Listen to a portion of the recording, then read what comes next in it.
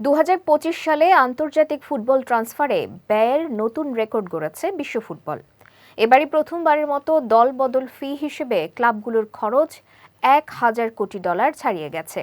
গতকাল প্রকাশিত ফিফার এক প্রতিবেদনে এ তথ্য জানা যায়।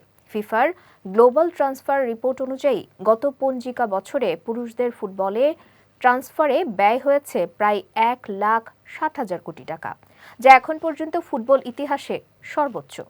বিস্তারিত জানাচ্ছেন সঙ্গীতা শাহ।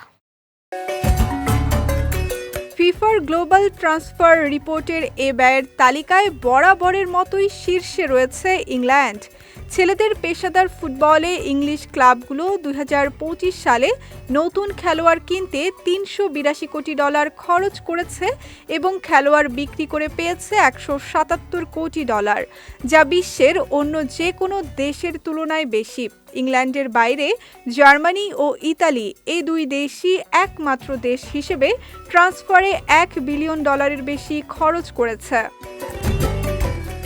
এদিকে খেলোয়াড় দলবদলের সংখ্যায় শীর্ষে ব্রাজিলের ক্লাবগুলো। গত বছর দেশটির পেশাদার ফুটবল লিগে যোগ দেন ১,১৯০ জন খেলোয়াড়, বিক্রি করা হয় ১,০০৫ জন খেলোয়াড়। তবে বৈশ্বিকভাবে ফরাসি খেলোয়াড়দের পেছনে সবচেয়ে বেশি খরচ করেছে ক্লাবগুলো। ব্রাজিলের খেলোয়াড়েরা এ তালিকায় দ্বিতীয়। অন্যদিকে সবচেয়ে বেশি খরচ করা তিনটি ক্লাবই ইংলিশ প্রিমিয়ার লিগের ম্যানচেস্টার সিটি, লিভারপুল ও চেলসি। পিএসজির কাছ থেকে শীর্ষস্থান দখল নিয়েছে ম্যানচেস্টার সিটি। বর্তমানের ইউরোপ সেরা পিএসজি তালিকার শীর্ষ 20-এও নেই।